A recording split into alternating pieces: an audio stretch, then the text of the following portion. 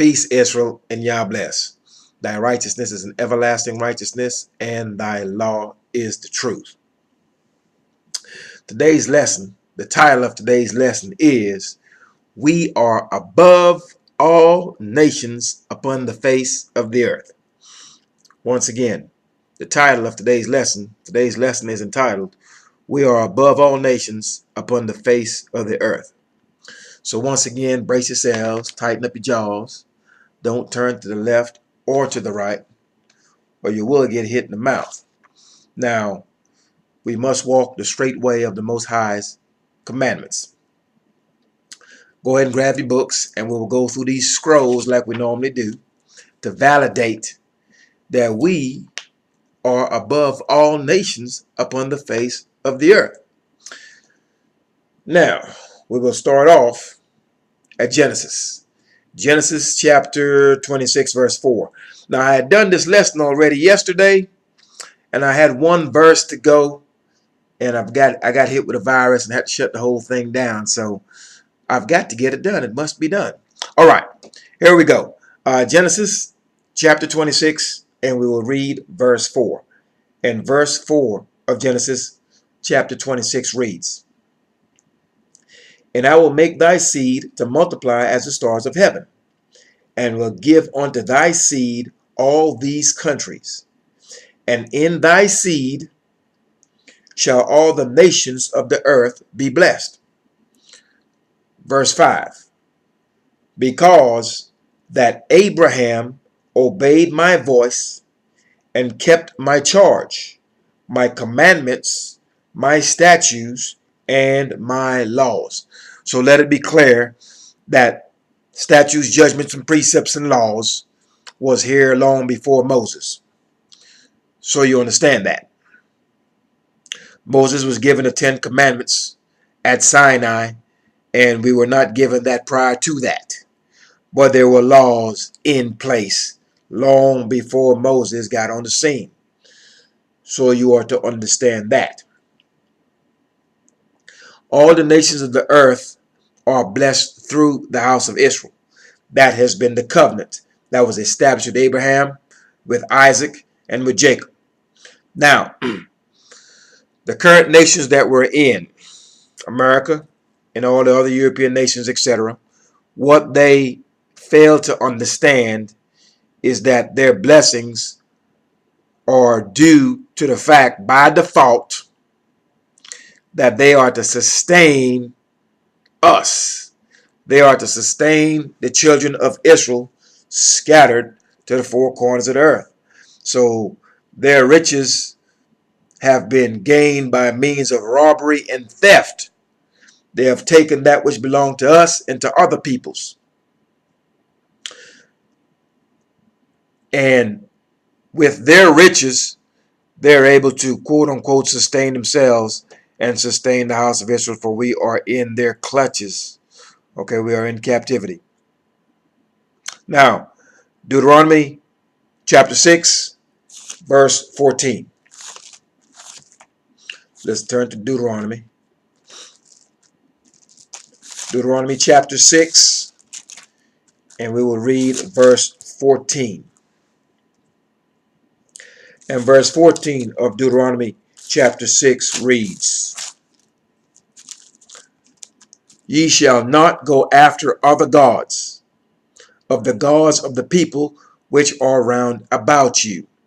So we were instructed that the people that are round about us, you need to take a very close look at those that are around you in the many nations in which you live.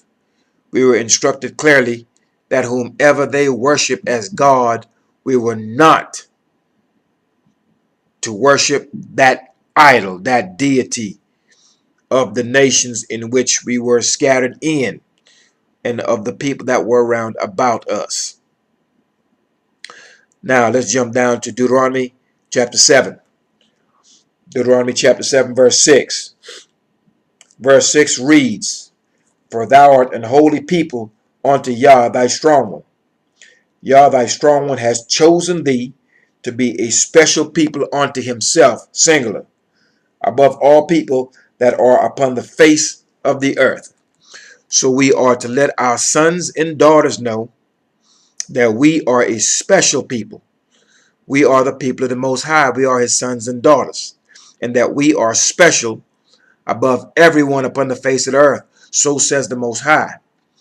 So I want you to think of how important that would be for your grandsons to know, for your sons to know, regardless of their ages, of exactly who they are, who we are as a people, to both our sons and our daughters. Because once we understand clearly that we are these people and we are the people of the Most High, then when you look at a fellow Israelite, that's what you see. You see an Israelite. You see your brother. You see a son of the Most High. And if we are the apple of the eye of the Most High, we are the apple of his eye. When you look at a fellow Israelite, you're looking at the apple of the Most High's eye. And you're going to be careful how you treat him and how you interact with him, because there will be consequences for that.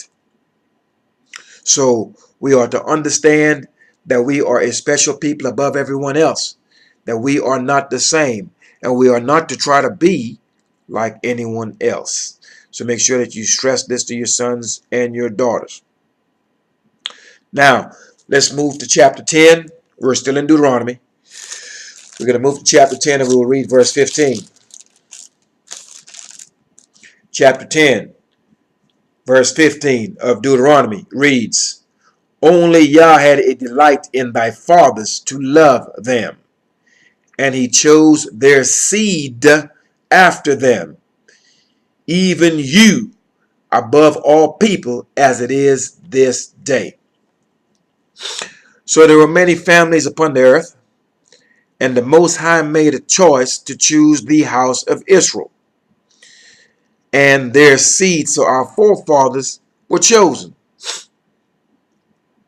Okay, we were chosen. And thus, our seed, we are to teach our seed, our children, that we are above all nations. Now, this is not for us to be haughty. This is not for us to do this in arrogance. Okay, because the Most High made plain he did not choose us because we were the most in number. We were the least in number of all the peoples. And the land of Canaan, once we were taken to that land and given that land, he did not give it to us for our righteousness' sake. We pretty much got that land because the Canaanites that were in the land were doing all manner of things that were abomination before the Most High. So we did not gain that land for our righteousness' sake. Now, Deuteronomy chapter 11. Let's move over one chapter. Deuteronomy chapter 11, and we will read verse 9. And verse 9 of Deuteronomy chapter 11 reads, And that ye may prolong your days in the land, which Yah sware unto your fathers, to give unto them and to their seed, a land that floweth with milk and honey. Now, contrary to popular belief and thinking, peoples of the earth actually believe that America is the land of milk and honey. It is not. The land of milk and honey is the land of Israel. This is the landmass that the Most High had prepared for his people Israel. So I want you to understand that this land flowing with milk and honey is what was prepared for us as we were being brought through the wilderness over those 40 years. The Most High had prepared a place for us. That place is Canaan. Now, keep in mind of the parity between the Most High and his people and JC and his people. So JC is supposed to have died and gone to prepare a place for you, someplace that we've never heard of. All right? And in his father's house, there are many mansions. That's what he's saying. Now, I have read you the dimensions in Ezekiel in previous videos, the dimensions of the Most High's house. And nowhere in there does Ezekiel mention that there are mansions in there. Something for you to consider. So the land prepared for the house of Israel is the land of Canaan. And that's the land that the Most High promised to our forefathers. So you see the parity between the Most High preparing a land for his people and JC dying and going preparing some house, some places, got some mansions in the sky. This you must consider. Let's move down to verse 12 of Deuteronomy chapter 11. Verse 12 of Deuteronomy chapter 11 reads, a land which Yah thy strong one careth for.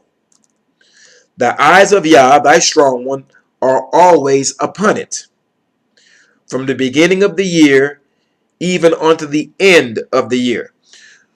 So the land of Israel, the Most High, his eyes are always upon that land, from day to day, from the beginning of the year even unto the end of the year. His eyes are always there. It is perpetual. So all the things that are taking place right now within the Holy Land, the Most High is aware of it. You have those there claiming to be Israel. They call themselves Israelis. All manner of violence and wickedness is being done in the land. The house of Israel was instructed that we were not to vex and oppress the stranger within our gates that came for sanctuary within our lands. Yet the Israelis, they vex and oppress the North Africans that have actually migrated to the land. Of all those that they have gathered from what they call the diaspora of the Jews, the black Jews, the Philoshes, and those from Ethiopia and everywhere else were the last to be brought to Israel. And once that was done, the Israeli government sterilized the women of Ethiopia, who these women say they are Jews. We are not Jews, we are Israelites. So I want you to understand that there's no place in prophecy that it states that when the house of Israel was gathered and brought back to the land, that one tribe would sterilize another. That is not stated in here. What is stated clearly, Ezekiel said that the two houses, both the north and the south, Judah and Israel, or Judah and Samaria, what would happen is they will be brought together as one stick. It didn't say that one tribe would take another tribe and sterilize them or put them in prison camps in the middle of the desert. These people are not the house of Israel, these Israelis, and you will see them ran out. And that is being fast forwarded every day if you're keeping your eyes on the land to be informed on exactly what's taking place there. Side note, when it comes to the house of Israel, there are many that were left in the land and around the land. And the worst of the worst were sent as far away from the land as possible. These are those rotten figs, so rotten that they cannot be eaten. Now, we are those rotten figs. We are on the northern hemisphere of the earth. We are the leaders. We are of the governor's tribe of Judah, and we are of the priestly tribe, the tribe of Levi. And the leaders were the chief in the trespass. If the leaders go astray, the people go astray. Therefore, the leaders were sent as far away as possible, while some still remain in and around the land. Notice the treatment of the Palestinians. Notice the treatment of us. We may come to the understanding that the vast majority of those people are our brothers and sisters, and that we are indeed the house of Israel. And that's why you see the treatment between How the police treat us over here, how the police in the military of the Israeli government treat the Palestinians over there, same tactics. Same exact tactics. Because these governments are ran by the same people. We will figure this out. Now, let's move to, we've just done Deuteronomy chapter 11. We read verse 12. Now, let's go down to verse 16. Let's move down to verse 16, same chapter, Deuteronomy chapter 11. Verse 16 reads, "Take heed to yourselves, that your heart be not deceived, and ye turn aside and serve other gods and worship them." So we are being warned that we are not to turn aside and start worshiping anything other than the God of Abraham, Isaac, and Jacob, other than the strong one of Israel who delivered us out of Egypt. If you did not deliver us out of Egypt, out of being bondmen to those Egyptians, you are not God. You are not our God if you did not deliver us out of Egypt. Simple as that. Now, we'll move to verse 25 through 28 of Deuteronomy chapter 11. And verse 25 of Deuteronomy chapter 11 reads, "There shall no man be able to stand before you, for Yah your strong one shall lay the fear of you and the dread of you upon all the land that ye shall tread upon, as he hath said unto you." So, currently, the men of Israel and all the nations, we are disrespected. We are beaten up. We are killed. And all of this goes without any forms of punishment. Okay, those who do these things to us, there's no punishment for it. There's no punishment mechanism in place.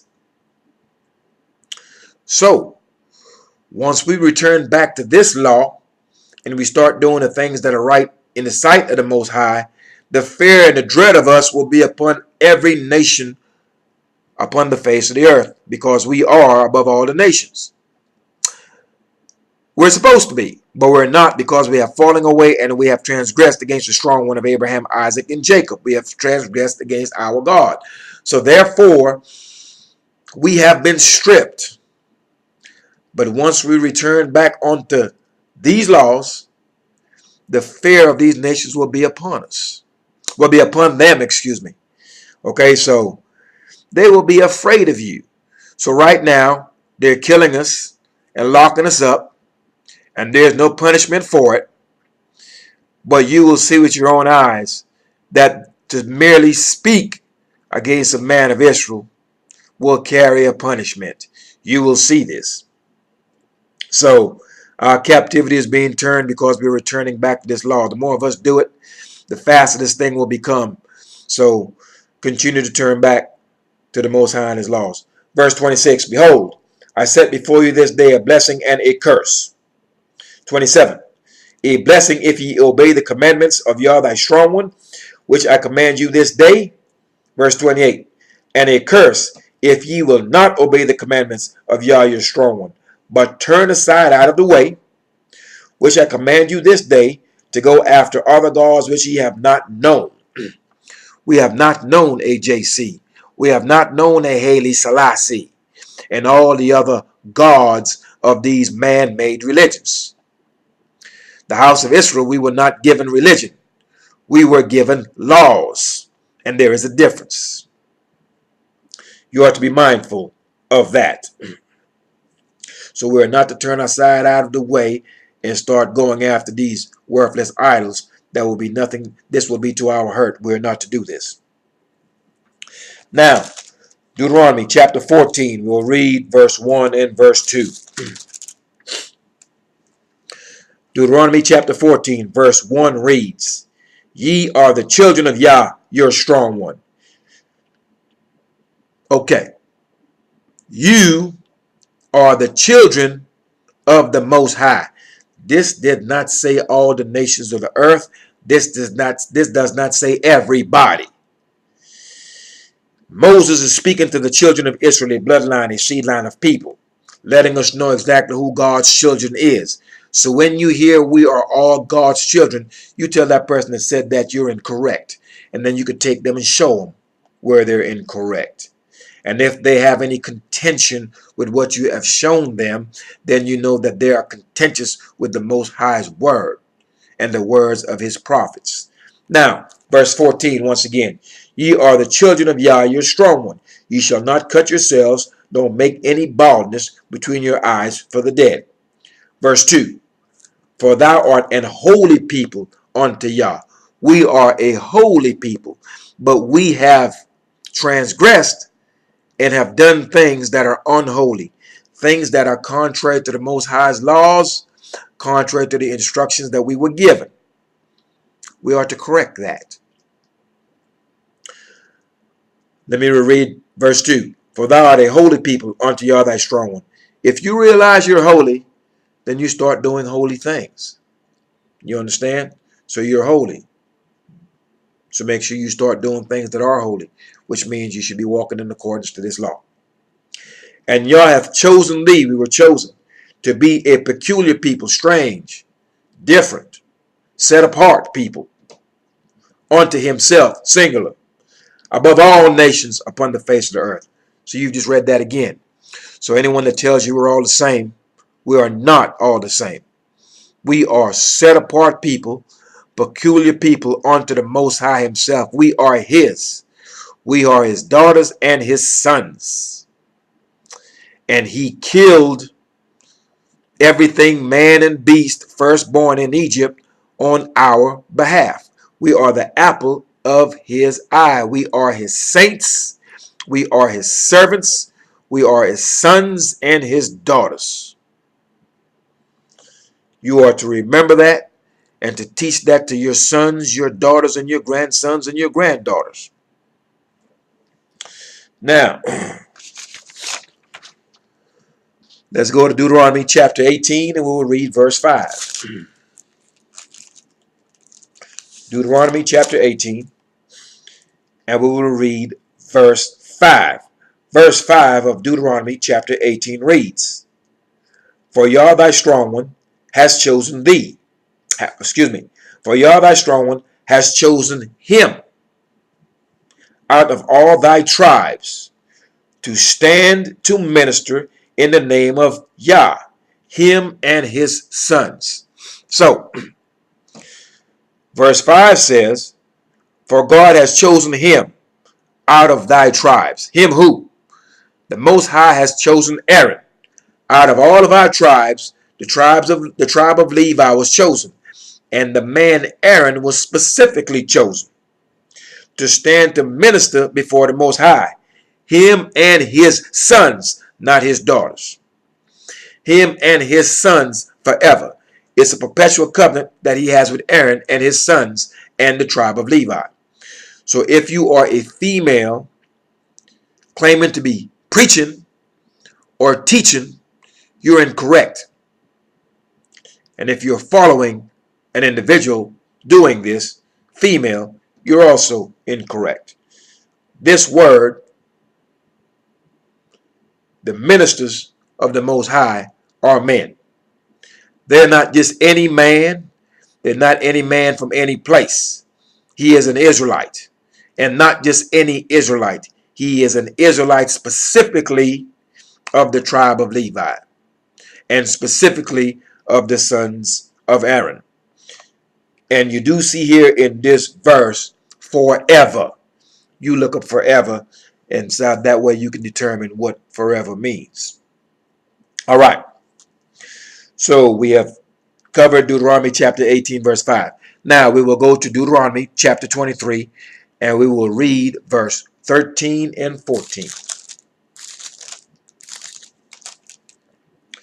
Deuteronomy chapter 23, verse 13 and verse 14.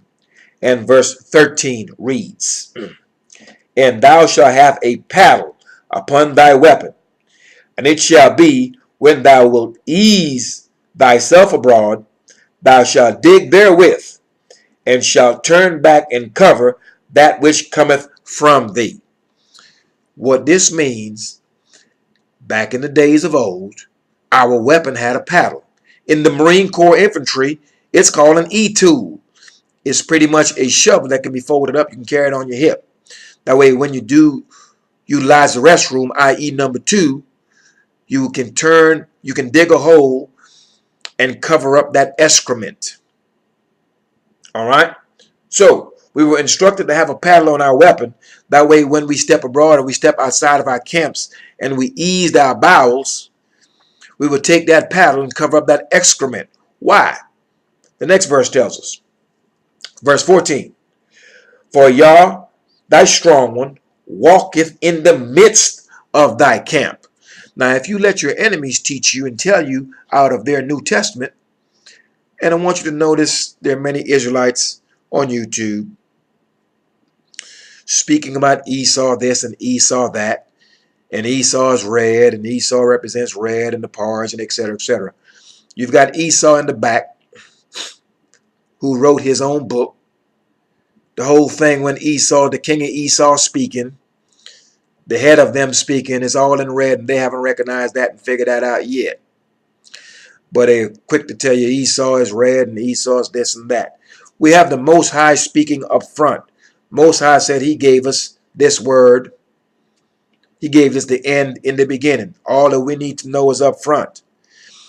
For those of you who are parents, you've never had your child. You've never read a book to your child and started in the back. You've never done it. So, everything that we need to know, the Most High said he's given it to us up front. You go in the back. Up front, you've got the greatest of all prophets speaking. You've got the Most High speaking.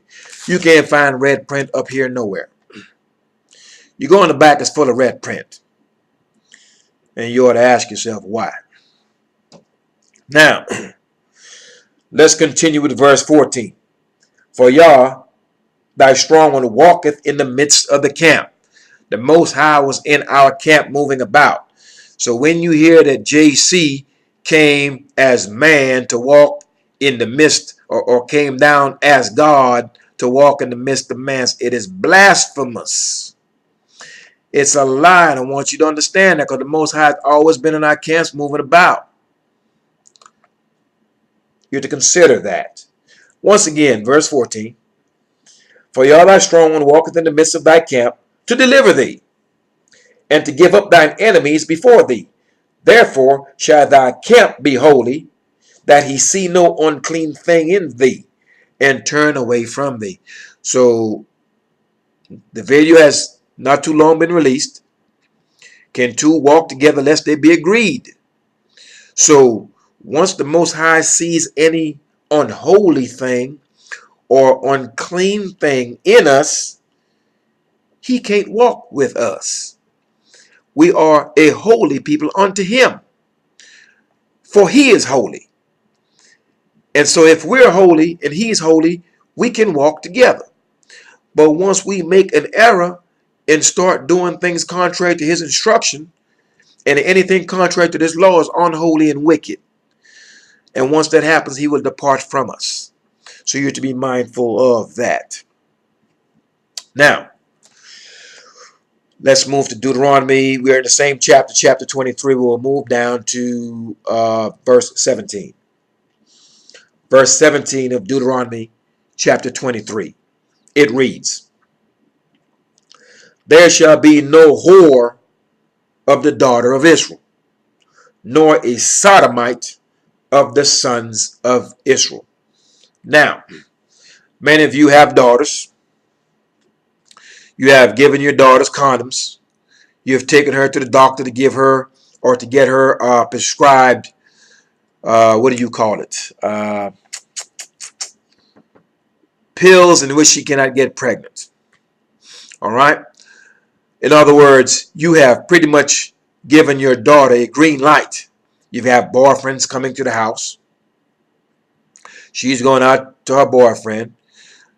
She's been given pills in which she cannot get pregnant and condoms. You're prostituting your daughter to be a whore.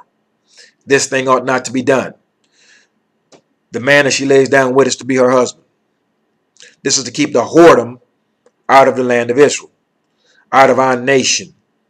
And because you have failed to do this thing, you have many of our young women, by the time they're 30, they've probably had 5, 6, 7 or more lovers, have been married to none of them, and have at least 2 or 3 children by the time they're 30 and unmarried. And no one wants to marry them. No one wants to marry a whore. No one wants to marry a woman that's been ran through, full of emotional problems, psychological problems, because of this very thing. So we're to teach this to our daughters at a very early age.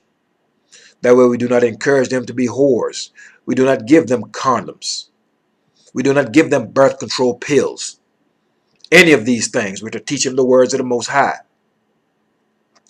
And this is one of the reasons for our plight. We have walked contrary to this.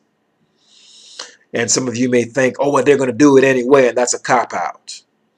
In other words, what you're saying is you refuse to walk in the Most High's law. Now, let's look at the latter part of that verse. Nor a sodomite of the sons of Israel. Homosexuality is a sin, it's a crime, it's punishable by death. It is a disgusting behavior. Yet, our women are always hugged up and laughing up with homosexual men and encouraging them. I know of a group where the females are always hugging up with these sorry homosexual males.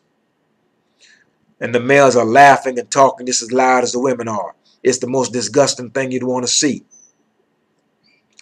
And I don't see how they tolerate this. And I know why they tolerate it, because they do not walk in the Most High's law. But I cannot see how a female with any sense or any understanding of this law would even be tolerant of a man that acts like she does and carries himself in that fashion, and speaks as if he's a female and walks as a female and is attracted to males. This is the sickness of our nation and of our women. Furthermore, you cannot possibly say you are pro-family. And some of us, you know that we're called black people in the many nations. We are the house of Israel. That's what we are. But I will use the term black people because that's what we're familiar with. We have to understand you can't be pro-black or pro-black family and be pro-gay or pro-LBGT, whatever they call themselves. Because 2 men cannot procreate. Neither can 2 females procreate. If you read Leviticus chapter 20 verse 13, you understand clearly this is punishable by death. And it ought not to be done. So you cannot be tolerant of such behavior if you are pro-Israelite family. For the simple fact that you may think it doesn't affect you. He's an homosexual, he can stay over there, it doesn't affect me. But your sons and your daughters sees this. It affects them. They should not have to see it. It should not exist. So you should not be encouraging of it in any way, shape, or form. And you can't be pro that and be pro-life. You can't be pro that, pro-gay, and be for the Most High and his laws. They are contradictory. So you understand that. Now, we will move to Deuteronomy, the next chapter, chapter 24. Chapter 24, and we'll read verse 4. Verse 4 is for edification. Some of you may have done this thing. Some of you may be considering to do this thing. And I want you all to be aware that this thing is a no-go. It is not to be done.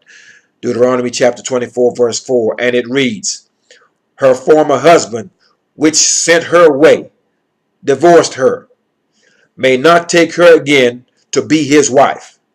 After that she is defiled. For this is an abomination before Yah. And thou shalt not cause the land to sin, which Yah thy strong one giveth thee for an inheritance. What this is letting you know, man of Israel, is that what you are not to do, you are not to remarry your ex-wives. Once you have divorced that woman, she is to be left alone. To go into her after that she is defiled, it's an abomination. You're not to do it. So that is for your edification. If you ever let it cross your mind that, oh man, I think I'm going to get back with my ex-wife. If you're walking in this law, you know that's a no-go. Now, Deuteronomy, still in chapter 24, we will jump to verse 9.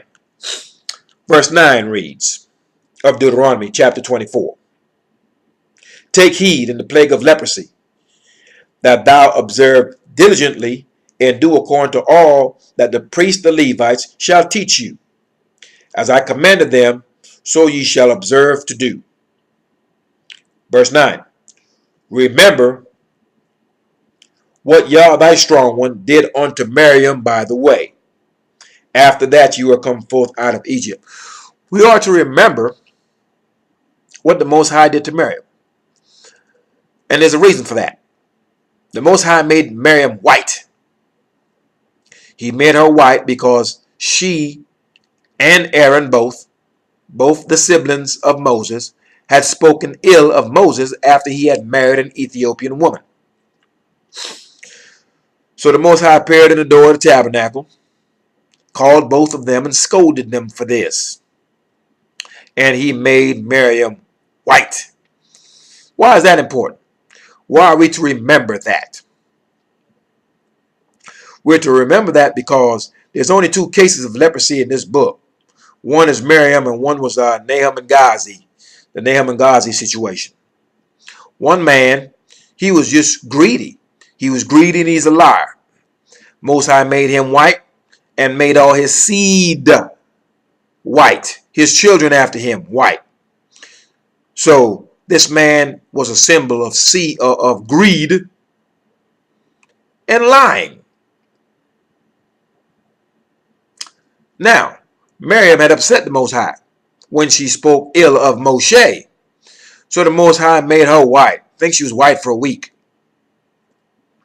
Now, when she was made white, Aaron cried unto the Most High, lay not this sin upon us. Because she looked like someone, like a child that came out of the womb. If you took your hand and soaked it in water for about 2 hours, you will kind of lose, it will lose its complexion. It becomes pale, it becomes white, it becomes pasty. So what is clear when we remember what the Most High did to Miriam, what becomes clear to us is that the house of Israel were not white. They were not white. Why? Because he made her white. If she was white already, what would be the use of that? And Aaron was horrified when he saw this thing and asked for her to be returned back to her normal color, because that's a strange thing for us to see. So understand, when you are white-skinned in this book, you have terribly upset the Most High. And that was not the look of our people. That's for edification's sake. So the Christian now tells you, hey, well, we don't believe he was white. Speaking to this JC idol, we don't believe he was white. We feel as though he was Mediterranean. He was olive skin. That's what they call him. He was of an Arabic type descent. And, you know, they're liars anyway. And idolaters anyway. And I've always asked them, well, if you feel that JC is the son of God, he's not. But if you feel that way, and okay, now you're able to say that you know he's not white, he's a fictional character, but we'll play this game. So now you're saying that he's Arab or he's Middle Eastern. If that's the case, then why are the many nations, the many European nations and governments, why are they bombing the Arab people? You would think, if you know that if you believed, if these government believed JC was God, right, and they believed that JC came from that area of Arabia and those were his people, why have these nations been dropping bombs on these people for the past 20 years? Something for you to consider. Now, let's go to Deuteronomy chapter 26. Deuteronomy chapter 26, and we will deal with verse 18 and verse 19. Verse 18 of Deuteronomy chapter 26 reads, "And Yah has avouched thee this day to be his peculiar people, as he has promised thee, and that thou mayest keep all his commandments." Verse 19, "And to make thee high above all nations, which he hath made, in praise, and in name, and in honor, and that thou mayest be an holy people unto Yah thy strong one, as he hath spoken." So once again, we are above all nations on the face of the earth. We are a peculiar people unto the Most High, and the Most High alone. We are a people, a holy people, and the Most High said that we will be above them in praise, in name, and in honor.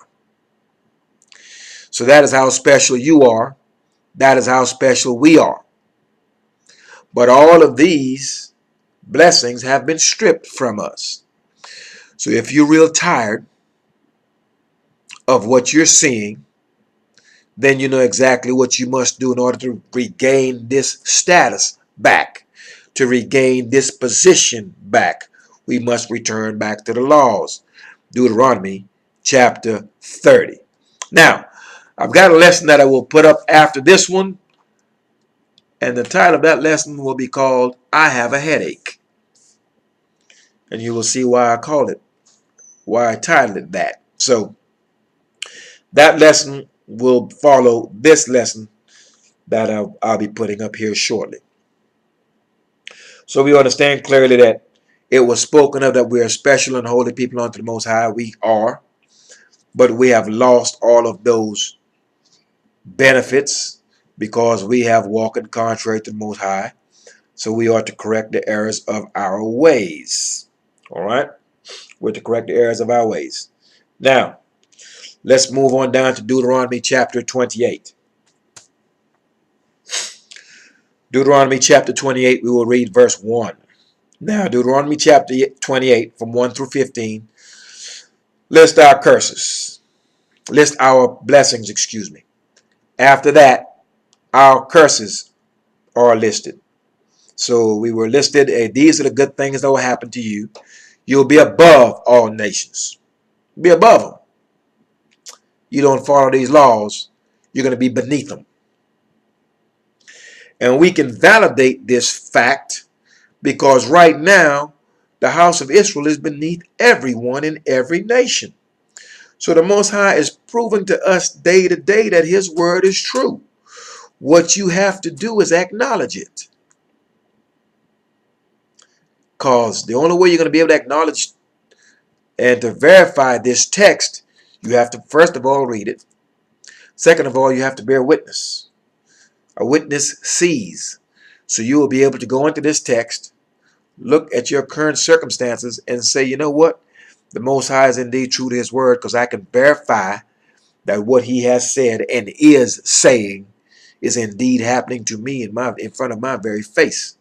Now, Deuteronomy chapter 28, verse 1.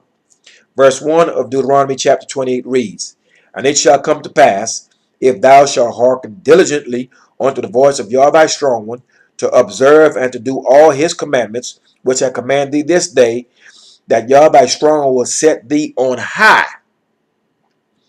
above all nations of the earth." So the stipulation is, if you are to observe and to do all these laws, statutes, judgments, and precepts, in so doing, this is your position. To walk contrary to this instruction, your position will be the reversal of the former. I'm going to put you on high. You're going to have all these blessings. And these people, these nations will be terrified of you. but you don't do this, you're going to be the bottom of all nations, and they're going to disrespect and kill you and murder you without reprisal. You understand? So we know exactly what has happened. We have walked contrary, and so therefore we're at the bottom of the barrel in all the nations. This is not to be. We are the cause of our own plight, and we can fix this. That's why it's going to be important for you to check out the video, I Have a Headache. I've got that coming up after this one. All right. So we've covered the start of Deuteronomy 28, verse 1, where we understand clearly there are stipulations to this. I don't understand why the house, well, I do understand, but where are people that want something for nothing? I want you to realize that has always been our mindset. You know, we want to be on high, but we don't want to put in the work. We don't want to obey the laws. All right? Look at our people. You know who we are. We are the same no matter where you go. Same mindset, same people. We may speak different languages because of those who have captured us, but our spirit is still the same. We want something for nothing. We want something for free. We want something without work, okay, or without too much work.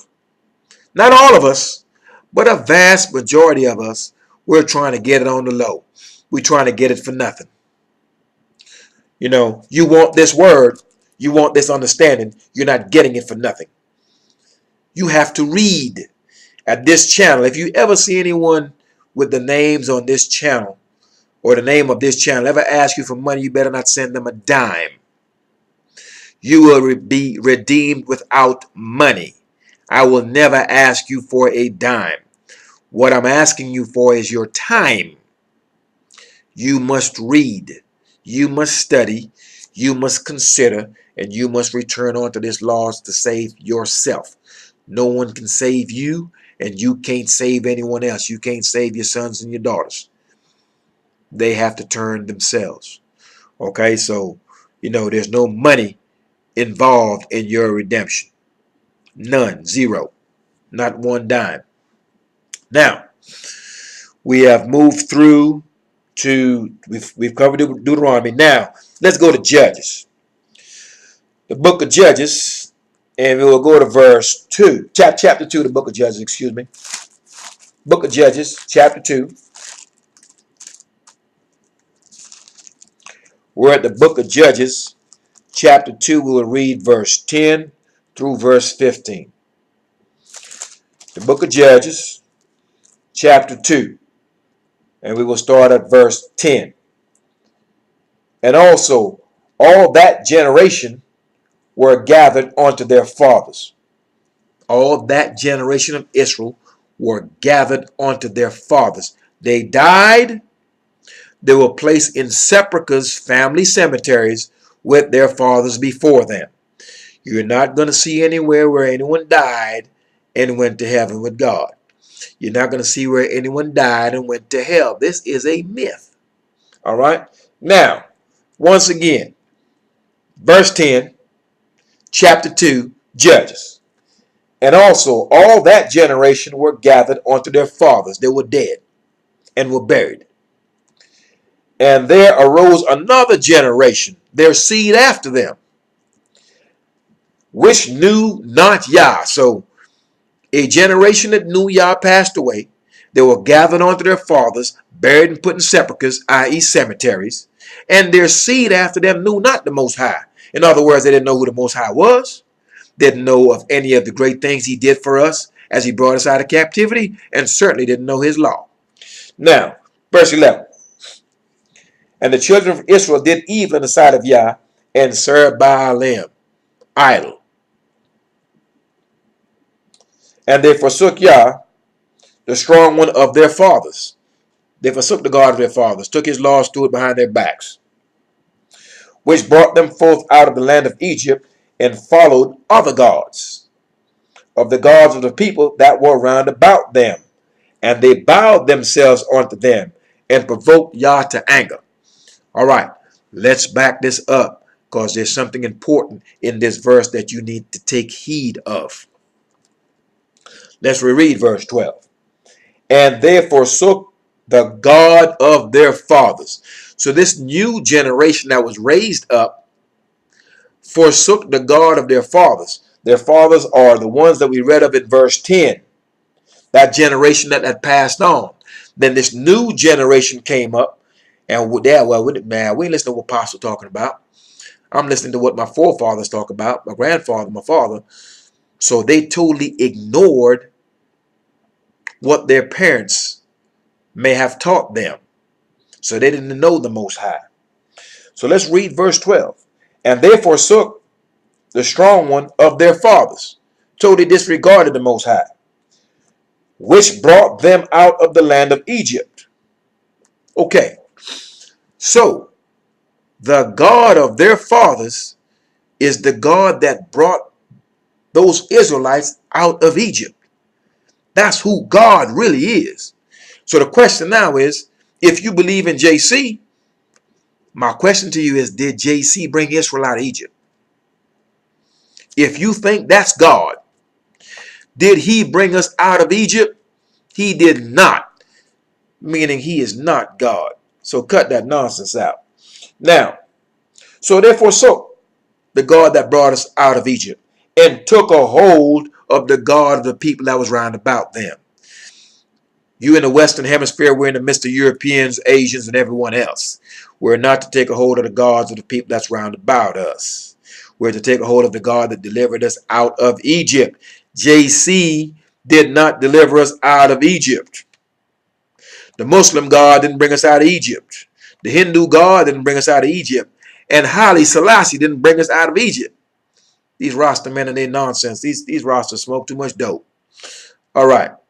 That's for you Rastafarians out there in Guyana, Barbados, Jamaica, Trinidad, all my West Indian people. You know who you are. All right.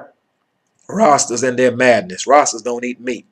Now, if you understand these laws and how this temple work and how the sacrifices work, you will know clearly that these priests, the Levites, eat of those sacrifices. These sacrifices are meat sacrifices. Goats, lambs, rams, oxen, etc. So how the Rasta man figure he can't eat meat? That's silly. And that goes for those in Demona as well who are also vegetarians. If you don't want to eat meat, that's fine. There's no knock on that. But don't push that as in we are not supposed to eat meat. Because clearly we are. That's why we have Passover. Our people, I tell you. All right. So we have discussed. Oh, we're going to verse 15. We're going to verse 15. So we've read verse 12 several times. All right. Now let's go to verse 13. And they forsook Yah and served Baal and Ashtaroth. These are two idols. Verse 14. And the anger of Yah was hot against Israel, and he delivered them into the hands of spoilers that spoiled them, robbed them, stripped them. And he sold them unto the hands of their enemies. Were we not sold into the hands of our enemies? Look at how we're treated in the Western Hemisphere and everywhere else. We are not slaves. Our ancestors were not slaves. We have to look at the terminology and the verbiage when we speak. We are not the descendants of slaves. We are the descendants of the children of Jacob. We are the sons of Israel. We are the children of the Most High, who were enslaved, but we are not slaves. Nor are we the descendants of slaves. We are the descendants of Jacob, whose name was changed to Israel. We are the descendants of those people who were enslaved. These are human beings. I want you to understand that. All right. Let's read verse 14. And the anger of Yah was hot against Israel, and he delivered them into the hands of spoilers that spoiled them, and he sold them into the hands of their enemies round about, so that they could not any longer stand before their enemies. You ever looked at our people? Look at our men. Our men are by far physically dominant over any other being on the earth. I'm certain you know that. We dominate in everything when it comes to dominance. Physically, we are the supermen of the earth. And if you think for 1 second that all black people are the same, there's no Michael Jordans in Africa. There's no Mike Tysons in Africa. There's no one in Africa with a Whitney Houston voice and Anita Baker voice. If there were Michael Jordans in Africa, then the NBA would be in Africa signing up all kind of Africans. They're not. Though we may look alike and we may be considered we're all Africans, that's a general blanket term. And keep in mind that the term and the name Africa is that of a European Leo Scipio Africanus. So all the African nations, what they need to do is get together and have one of the African conference and change the name of that continent back to Eden, because that's what it is. Now, we are not, although we all look the same, we're not all the same. Our phenotypes are quite different, so our athletic ability and any other ability for that matter of fact. So we are not all the same people, and we are not to even take that into consideration that we are. Now, we were given into the hands of our enemies. Now, anyone that will enslave you, number one, that will make rules against you to ensure that your children are at the bottom of the barrel and so are you, and that you will never get ahead of them, that you will never live in the midst of them, that have made rules to keep you from having jobs, to keep you from being prosperous, to keep you from being successful, etc. Anyone that make laws to do these things, anyone that will enslave you, belittle you, lock you up unjustly, and run medical experiments upon you, will put you in the military and send you where you will be killed while sending other soldiers in more safer places. Anyone that will do these things to you and your children and your seed are your enemies. So we have been treated as enemies because we are in the midst of our enemies, and we have failed to recognize that. We continue to try to make peace with those who have never shown themselves to be peaceful towards us or our people. These are things that we must consider. So we are not able to stand before our enemies. So with all the muscles we've got and the ability to fight, I mean, we are combatants, the best of them. The men of Israel are. But yet, when we face our enemies, we are weak. A man of Israel step on another man of Israel Jordans, right then you've got to fight. Right off the bat, knuckles are swinging. But when one of your enemies take your daughters and slam her head on the concrete, or pick her up in the classroom and dump her on her head in front of everybody in the camera for you to see, when your enemies kill your sons, you want to march. You want to get on the TV and cry out. And then probably go in the back room and get a check. But you will not stand before your enemies. But you will stand before your brother and make him to be your enemy. And you haven't figured out why this is? You need to read Deuteronomy chapter 28 and watch the curses that was put in the midst of our people. And this is why we are like this. So you will fight your brother over stepping on his shoes, but when your enemies kill your son in cold blood in your sight, you and those like you will do nothing. And what our people are to realize that we're cowards. Our men are. Now, and I'm talking 99.999% of them, they're fearful of their enemies. And that is because you don't walk in this law. And the Most High said you'll be fearful of them. So here's the myth that's going around in the Christian churches with our people. Oh, God don't give you a spirit of fear, blah, blah, blah. God has never given me a spirit of fear. You people are the biggest lies I know about. Because you are the most scared people I know. Scared of your boss on the job. Scared the cops gonna pull you over. You're scared of everything. You're fearful for your children going to school. You're fearful for your son when he gets in his car. He's 17 years old when a cop pulls him over. You're teaching him how to bow and how to cower to heathens because you're fearful of them. And you teach him to be fearful also. So this thing about God is not giving you a spirit of fear. Yeah, he has. That's why you're scared. That's why you're scared when you see the cops and scared for everything else and about everything else, because he did put a spirit of fear on you. Go read Deuteronomy chapter 28 and tell me where he gave you a spirit of bravery. Show me where that is. That's why you're in the midst of these nations scared and crying every day. Terrified. I can't believe this happened in 2018 when you just saw your son got shot down in the street. You can't believe it. Where have you been? Now, we were at 14. He said that he would sell us into the hands of our enemies. He did that. To our enemies who were round about us. And that we would no longer stand before our enemies. You refuse to stand before your enemies because you're scared. That's number one. But you can't stand before your enemies because the Most High said he's going to make it so you can't do that. So when you run around talking about God didn't give you a spirit of fear, you contradicting what he's saying. In other words, you're blaspheming him. You're to consider that. Verse 15. And that's the last verse in Judges before we go to chapter 10 of Judges. Verse 15 reads, whithersoever they went out, the hand of Yah was against them for evil. Now, the Most High's hand was against the house of Israel for evil. And you think Satan is responsible for evil. Most High said, I kill, I make alive.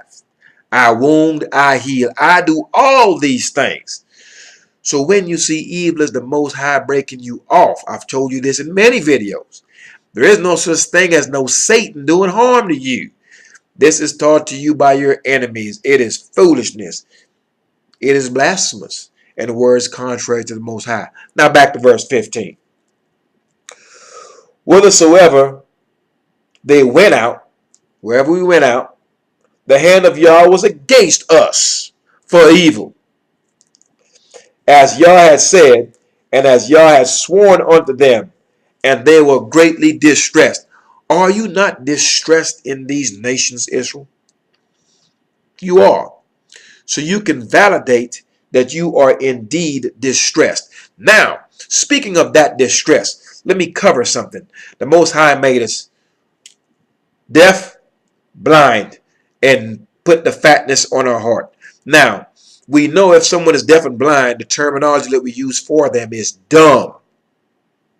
So, a dummy, someone who is deaf and blind to this law, a dummy got on my channel and actually put up a link, and then he put some words up pertaining to we're not fighting against flesh and blood, but we're fighting against principalities and all the other garbage of the New Testament. Now, he knows who he is that did this. So here, this is specifically for this dummy. And when I'm saying you're a dummy, it's not to be disparaging. I'm acknowledging that your eyes are shut and you can't see, and your ears are stopped up, and your heart is made fat and you can't understand. Let me explain something to you. Number one, the Most High rules these kingdoms. Let me say that again. The Most High rules these kingdoms. So if you're talking about we are facing or fighting against principalities, principalities are governments. The Most High runs these governments. Daniel chapter 4. So now, we're fighting against spirits and wicked in high places. That's garbage. The man that's kicking your son in the teeth and shooting them down in the street and slamming your daughter's face in the curb is a man that's breathing. He smells. He needs a shower. And if you punch him in the face, he'll get a black eye. So there's nothing spiritual about him. He's a physical man that has enslaved your ancestors, that has made laws against you. This is not Casper the Ghost. So you're going to have to stop making all these cowardly excuses as if you're fighting some ghost someplace. What you are fighting and what we are fighting the Most High. The Most High runs these kingdoms. He delivered us into the hands of our enemies. Our enemies are in these kingdoms, and he has put a spirit upon them to treat us this way because he's running the show. So when you start dealing about we're fighting against principalities, yeah, we are. The ones that's running these principalities are the Most High. We're fighting against him. We're fighting against his law. We're walking contrary to this law. And provided we do this, he's going to bust us over the head for it in all these nations. Why? Because the Most High is running these nations. But he gave us an out. He said if we would return to him with our whole heart and our whole soul, he will cause our enemies to be at peace with us. In the midst of these nations, Daniel was in captivity, but he walked after the Most High's law, and he was shown favor in the midst of his enemies. And though we are in the midst of our enemies in these nations, should we turn to this law, we get relief. Because these people are only doing what they're doing to us because we refuse to follow this law. We turn to this law with our whole heart and our whole soul. The Most High runs these nations. And he has put a spirit upon these people to do what they're doing. So the minute we turn back to him, it will cause our enemies to have compassion upon us and cause them to be at peace with us. So this whole Casper the Ghost we fighting Satan garbage is garbage. What we have been fighting and what we have been opposition to is this law. And the faster we can understand that and stop talking this JC nonsense and that we're fighting some spiritual beings garbage, the better off we will be. All right. So we have covered those 15 Judges 2, 10 through 15. We've done that. Now, we will go to Judges and we will jump down. Let's jump to chapter 10. Judges chapter 10. I'm making sure I get a chance to read these scrolls, this text, and speak to you as I read it. That way you can start connecting the dots. Because when you hear it, and you come into this book and read it, and you look around and see it, then you can validate that it is true. Now, Judges chapter 10. Judges chapter 10, and we are at verse 13. Judges chapter 10, verse 13. And verse 13 reads, "Yet ye have forsaken me." This is the Most High speaking. "And served other gods." Christian gods, Muslim gods, Hindu gods, the Rastafarian gods, you name them. "Wherefore I will deliver you no more." That's why you stuck in all these nations. Verse 14. Listen to this. "Go and cry unto the gods which you have chosen." Go cry to JC. Go cry to Haile Selassie and the Muslim God and the Hindu God and any other of these gods, these idols that you've chosen. Go cry to them. "Let them deliver you in the time of your tribulation." All right. Let's cover that. You go crying. I've seen a video where a woman was crying out to JC while her man was being shot, gunned down in her face, screaming for the name of the idol. Idol did not deliver her nor him.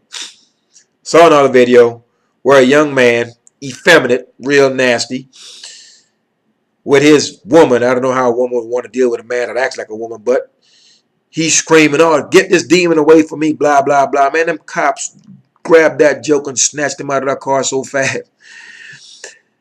We seem to think there is some kind of protection turning to this Christian idol. There is none. Look back over the past 400 years.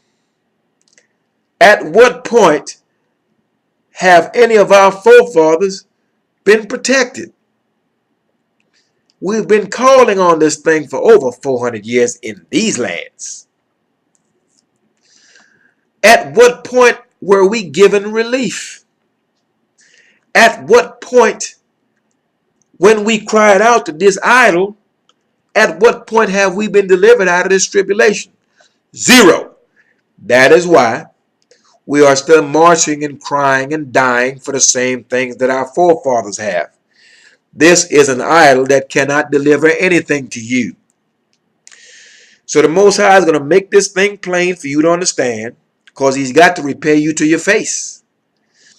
Judgment comes to those who are alive. Ain't no such thing as a dead man excuse me, being judged. No place. Dead man can't feel pain. Dead man can't see. So to bear witness, you got to see this thing. You got to experience it. And he's going to repay you to your face. So, these idols that you're calling upon, let's look here in South Carolina. Dylan Roof, I believe is the guy's name. He walks into a church, guns down nine Israelites. We look through the history. We see where our enemies have burnt down these churches. You're seeing where these individuals in these churches are corrupt and stealing money. You see where they are laying down with people's wives. You see where they are actually abusing these children, the homosexuals. Number one, it's not the house of God anyway. You know this by now. These are idolaters, worshiping idols. And we continue to lean on them and to seek this out. And it has been to our hurt. It has not helped us one iota. So as we continue to lean and cry on these idols, which we have chosen, the Most High said, let me go ahead and, as I decide to bust you upside your head, call on these JC and whomever else you believe in, and let him deliver you. Well, we've been crying and haven't figured out that this ain't working. But we will. Most High said he will make the crooked way straight, and those who murmur will learn doctrine. That's why you're at this channel. Now, and we wanted to go to verse 13. So that's, let me, one second.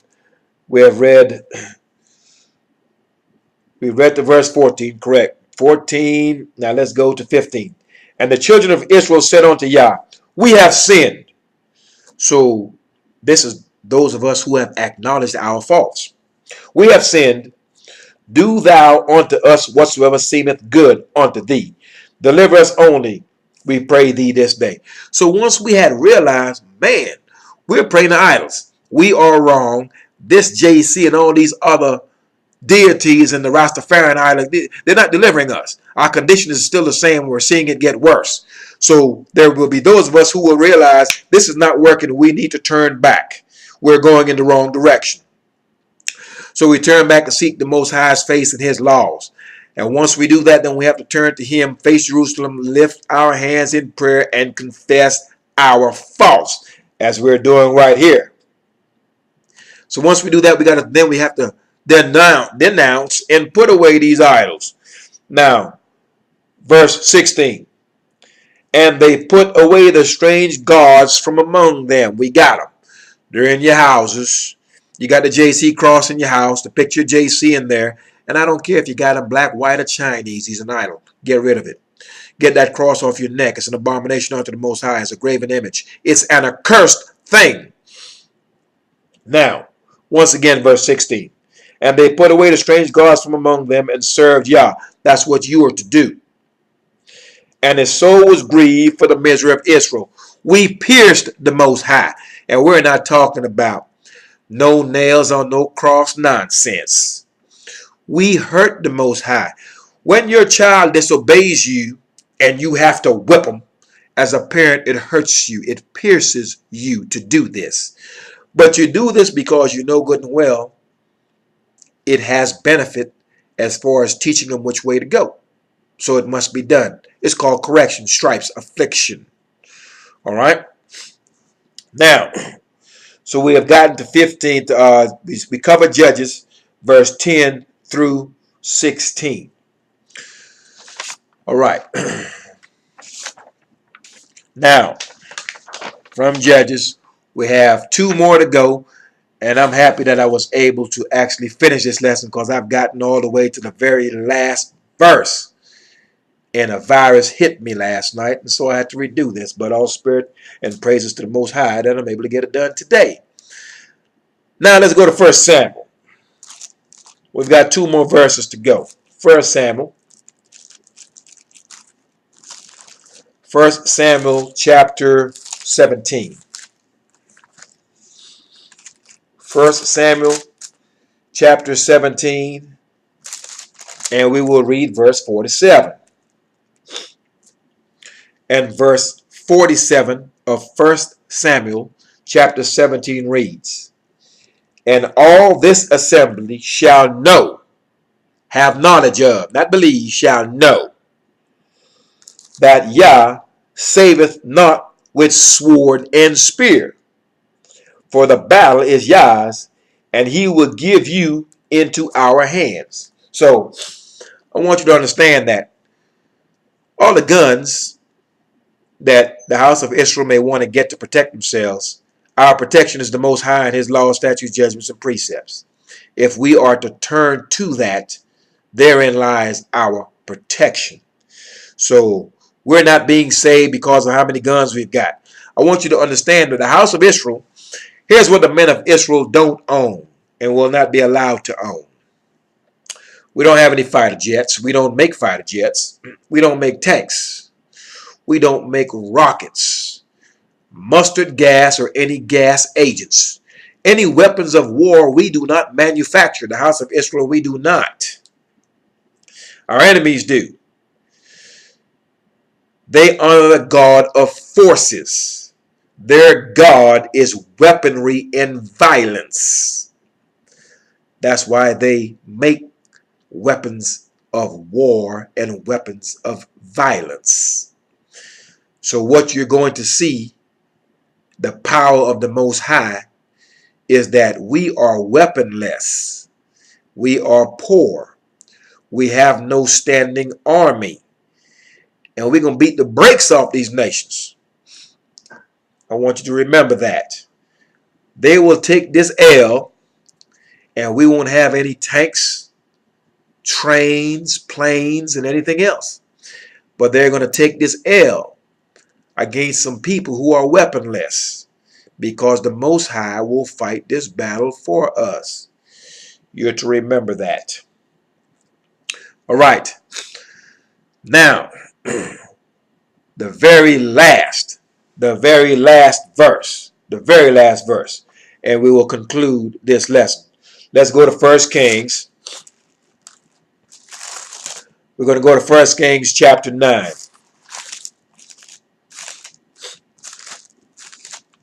1 Kings chapter 9, and we'll read verse 1 through 9 of 1 Kings. 1 Kings chapter 9. We're reading 1 through verse 9. And 1 Kings chapter 1 reads, this is the covenant with Solomon.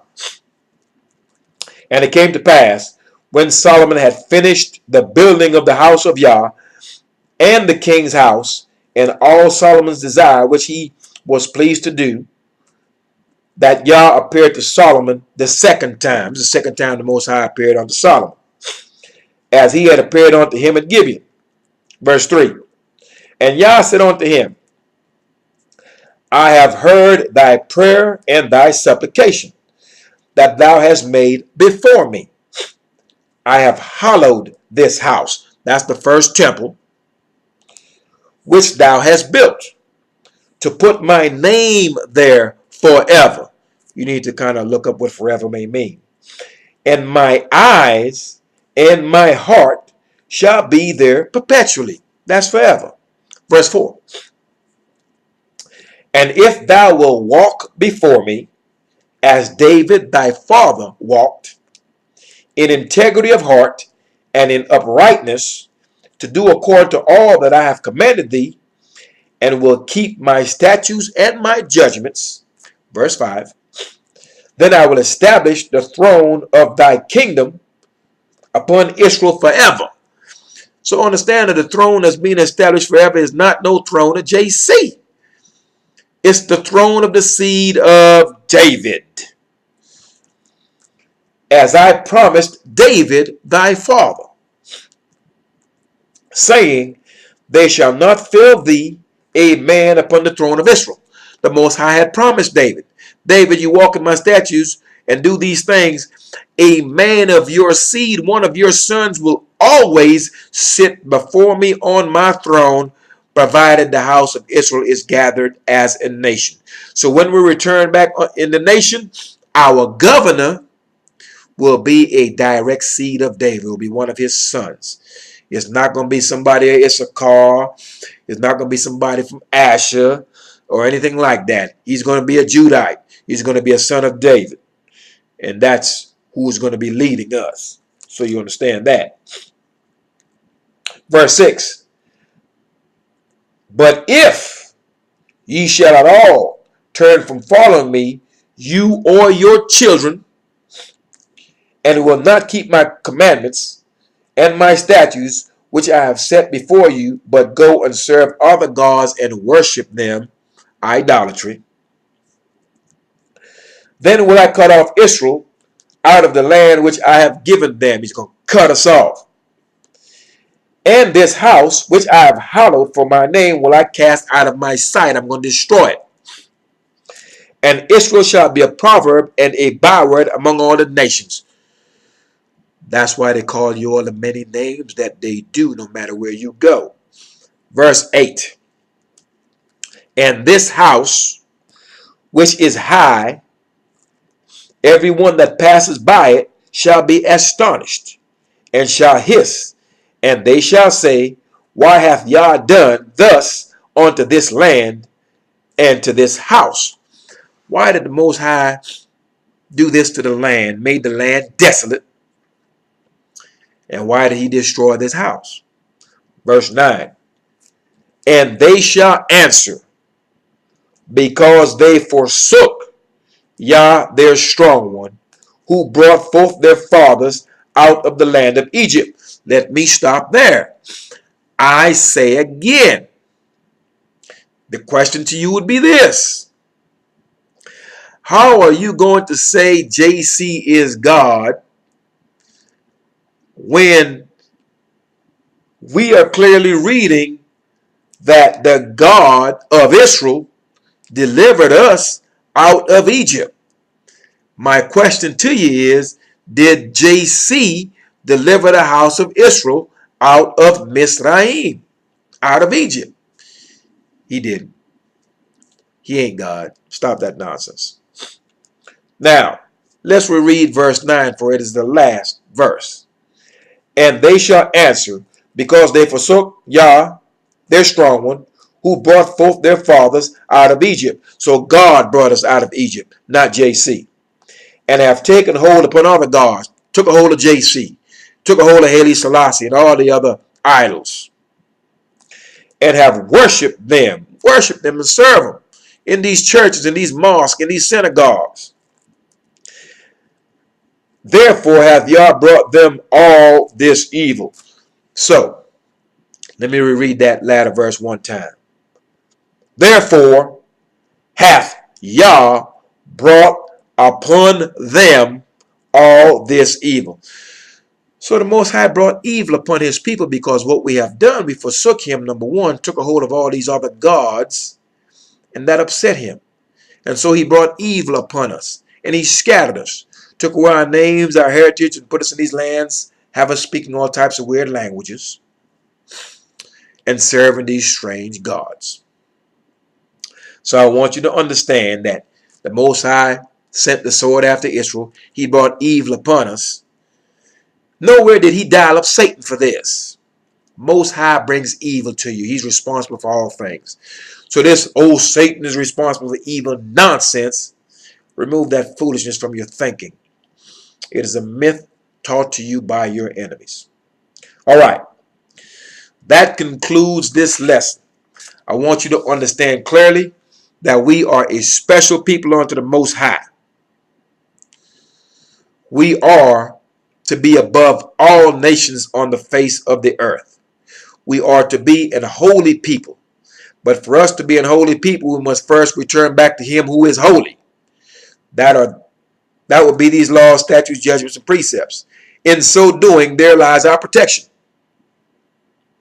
So, to find relief from our day-to-day struggles or our day-to-day headaches when it pertains to our enemies, our only relief is to return to the Most High and His laws. Therein lies our protection. We are to be a holy people. These laws, statutes, judgments, and precepts, this is our wisdom to the nations. It is not a vain thing. This thing is our life. Through this law, we will prolong our days. All right, Israel. It's been 1 hour and 23 minutes thus far. I'm happy that I was able to get this lesson done. I've got another lesson I've mentioned to you already. I have a headache. I would like to do that, but I'm going to go golf with my buddies. And after this round of golf, I come back later on this evening. I hope to get this this lesson completed. I hope thus far, for those of you who may be new to the channel and those of you who have been here for some time, I hope that this word continues to fuel you and that you're continuing to grow in the Most High's laws, statutes, judgments, and precepts. Anything that I say here to you, you're to validate it.